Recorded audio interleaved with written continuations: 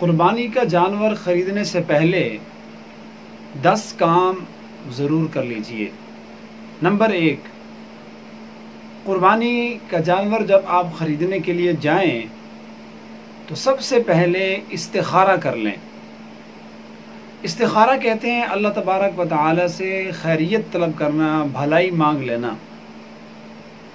2 رکعت نماز صلاۃ استخارہ پڑھ کر اللہ سے یہ دعا کیجئے کہ اے اللہ، جو معاملہ میرے لیے بہتر ہو اسی کی طرف میری رہنمائی کر دیجئے، اور جو معاملہ میرے لیے برا ہو اور اس میں میرے لیے نقصان ہو، یا اللہ مجھے اس سے بچا لیجئے۔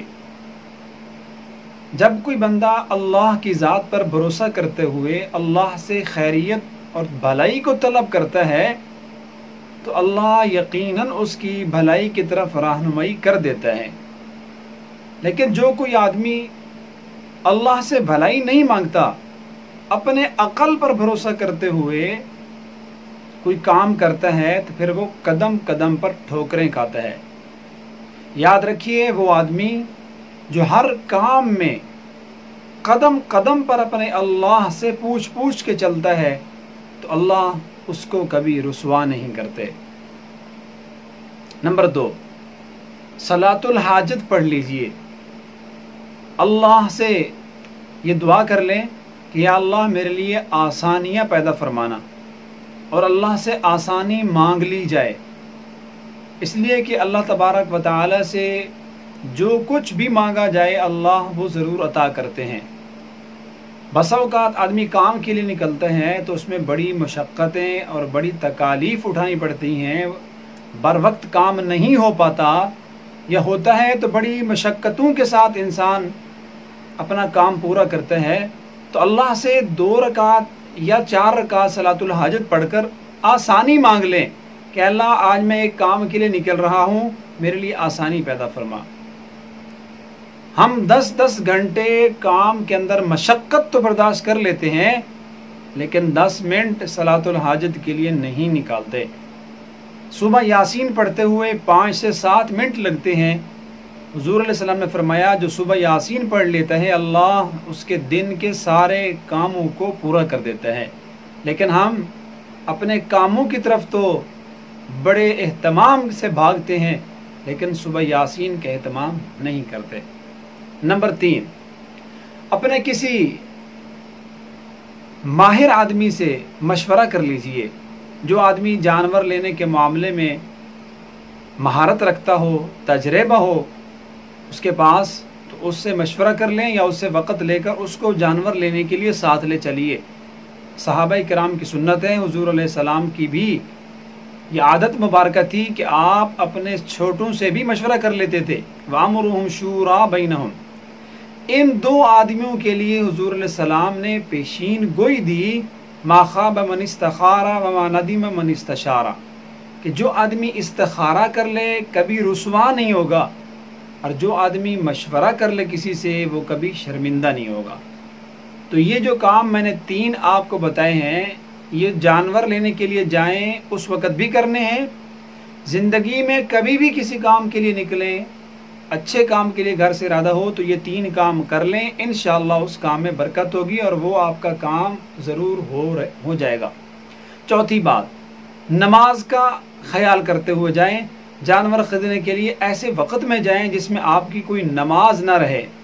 نہ تو کوئی نماز قضا ہو اور نہ ہی آپ کی جماعت چھوٹے۔ فقہاء کرام نے لکھا ہے کہ اگر کسی آدمی کو یقین ہے کہ اگر وہ سفر حج پر گیا تو اس کی ایک نماز فرض فوت ہو جائے گی تو اس کے لیے حج پر جانا حرام ہے، اس لیے کہ اگر 70 حج بھی وہ نفل پڑھ لے ایک نماز کا بدل نہیں ہو سکتے۔ عزیز دوستو، منڈی میں جائیں جانور خریدیں، لیکن ہمارا دھیان، ہماری توجہ نماز کی طرف لگی رہے، کوئی نماز نہ ہو پائے، اتنا مگن اور مصروف نہ ہو جائیے جانور خریدنے میں کہ اس سے ہماری نماز تک بھی چھوٹ جائے۔ اور 5واں کام یہ کرنا ہے کہ اپنے نیت کی درستگی کر لیجئے، اس لیے کہ اگر کسی کام کے اندر نیت درست نہ ہو تو اس پر بڑی وعیدیں ہیں۔ بروز قیامت اللہ تعالیٰ جب سب لوگوں کو جمع کر لے گا تو ایک آواز لگانے والا فرشتہ آواز لگائے گا کہ جس کسی آدمی نے اللہ کے ساتھ عبادت میں کسی اور کو شریک کیا تو آج اسی اور سے جا کر اجر لے لے، اللہ اس کو اجر نہیں دیں گے، اس لیے کہ اللہ شرک کو پسند نہیں کرتے۔ تو دیکھیں کتنی بڑی وعید ہے۔ تو جب تک آدمی کسی غیر اللہ کو خوش کرنے کے لیے بری نیت اپنے دل دماغ میں رکھتا ہے تو اللہ کی رحمت اس پر نہیں آتی اور اللہ اس سے ناراض رہتے ہیں۔ تو یہ نیت کر لیجئے کہ میں منڈی میں آیا ہوں، جانور خرید رہا ہوں اللہ کو راضی کرنے کے لیے، حضور علیہ السلام کی سنت کو ادا کرنے کے لیے۔ چھٹا کام یہ کیجئے کہ جب آپ قربانی خریدنے کے لیے جائیں حلال پیسہ لے کر جائیں، حرام پیسے سے قربانی نہ خریدیں۔ اگر کسی آدمی کی ساری کمائی حرام کی ہے، بینک، سود، انشورنس اور جوا وغیرہ سارا حرام کے پیسے سے ان سے قربانی مت خریدیے، اور ایسا بندہ مشترکہ قربانی کے اندر شریک بھی نہ ہو، دوسروں کی قربانی بھی نہ خراب کیجیے۔ البتہ اگر ایسی کمائی ہے جس کے اندر حرام اور حلال دونوں کام وہ کرتا ہے لیکن آمدنی ان کی علیحدہ علیحدہ ہے، حلال علیحدہ رکھتا ہے، حرام علیحدہ، تو وہ جو حلال کی اس کی آمدنی ہے اس سے اگر وہ جانور خریدنا چاہے تو وہ خرید سکتا ہے۔ ساتواں کام یہ کرنا ہے کہ جانور کو کچھ دن پہلے خریدنا ہے، 2 ہفتے پہلے، 1 مہینہ پہلے جانور کو پالنا یہ افضل ہے، تاکہ جانور سے انس پیدا ہو اور جانور دل کو بھا جائے اور محبوب بن جائے، کیونکہ محبوب چیز اللہ کے راستے میں قربان کرنا یہ عمل اللہ کو بڑا پسند ہے۔ تو جانور کو کچھ دن پہلے لے کر اس کی خدمت کریں اور اس کو گھاس چارہ ڈالیں، اس کو موٹا تازہ کریں تاکہ آپ کو بھا جائے، اور یہ جو آپ خدمت کریں گے جانور کی اس پر بھی آپ کو اجر ملے گا۔ جانور کی ایک ایک چیز قیامت کے دن نامہ اعمال میں تولی جائے گی۔